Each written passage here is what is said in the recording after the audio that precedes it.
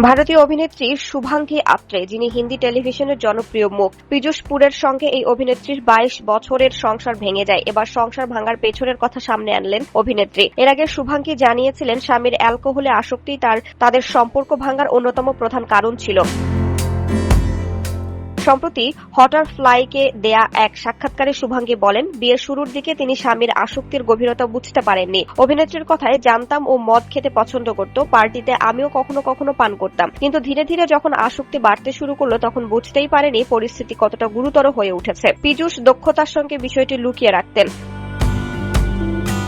ভাবতাম হয়তো খুব ক্লান্ত বা ঘুম পাচ্ছে, কিন্তু পরে সেই আসক্তির প্রভাব ওর শরীরেও পড়তে শুরু করে। স্বামীর সেই আসক্তি তাদের দাম্পত্যে কি প্রভাব ফেলেছিল সে প্রসঙ্গে শুভাঙ্গী বলেন, পীযূষ কিছুটা খিটখিটে হয়ে উঠেছিলেন, তবে কখনো তার সঙ্গে দুর্ব্যবহার করেননি। আমি পীযূষকে বলতাম নিজের উন্নতি আর সুখের জন্য কাজ করতে, কিন্তু ধীরে ধীরে ও নিজের কাজের প্রতি আগ্রহ হারিয়ে ফেলল। আসক্তি ওর জীবনের কেন্দ্র হয়ে গেল। তখনই মনে হয়েছিল এভাবে আর চলতে পারে না। শুভাঙ্গী জানান, একসময় পুরো পরিবারের আর্থিক দায়িত্বও তার উপর এসে পড়ে। তিনি বলেন, বিচ্ছেদ পারস্পরিক সমঝোতার ভিত্তিতেই হয়েছিল, তবে এই সিদ্ধান্ত নিতে তাদের প্রায় 2 বছর সময় লেগেছে।